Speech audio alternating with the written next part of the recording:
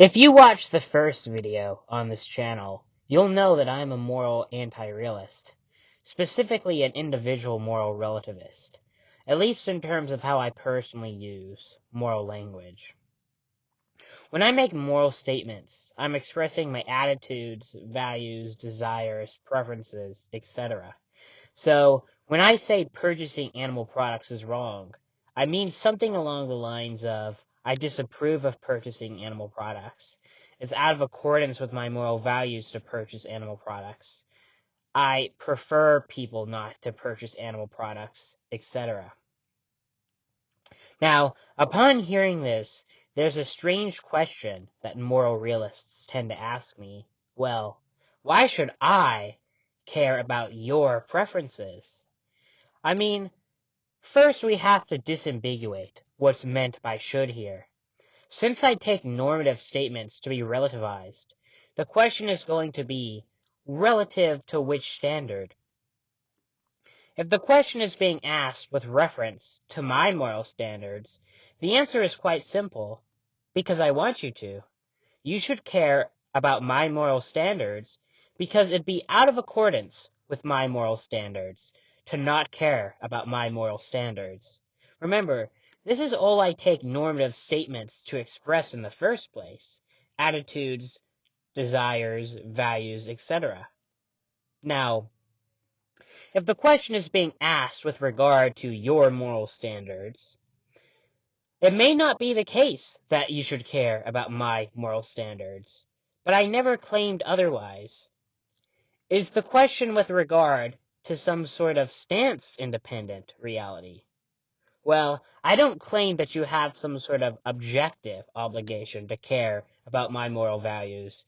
It'd be pretty weird for me to say that you don't have an objective obligation to go vegan, just that I want you to, but that you do have an objective obligation to do what I want.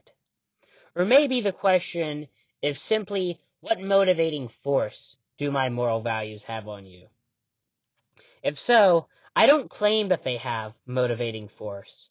They could be completely motivationally inert. At this point, a pragmatic objection is sometimes raised. Well, if you admit that your moral values may well be motivationally inert, how do you expect to persuade other people to go vegan simply by appealing to your own values? Do you think you're going to convince anyone to go vegan simply by saying, well, I want you to? The answer is that when attempting to convince people of veganism, I'm not appealing solely to my own values. I'm attempting to appeal to some shared value that we have. For example, the value that we shouldn't inflict extreme suffering on others for trivial benefits. I'm not simply trying to persuade them that they should go vegan relative to my moral values. I'm trying to persuade them that they should go vegan relative to their moral values. If we don't have any shared values, then I just take it that they're a lost cause, and it's not worth my time talking to them. And by the way, I don't think this fundamental dynamic changes if you're a moral realist. If you want to persuade someone of something, you're going to have to appeal to something they find motivating. Simply saying that purchasing animal products is objectively wrong isn't necessarily going to convince someone to change their behavior. First of all, if they don't have shared values, they're unlikely to even grant the statement.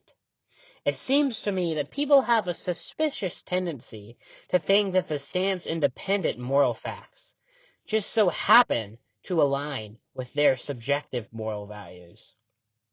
However, even if they do grant the claim that it's objectively wrong, it's not enough to get them to change their behavior unless they're also motivated to refrain from committing objectively wrong acts.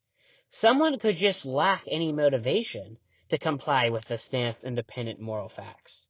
I know I do. So, whatever your meta-ethics, you're stuck with appealing to people's subjective desires if you wish to persuade them to change their behavior.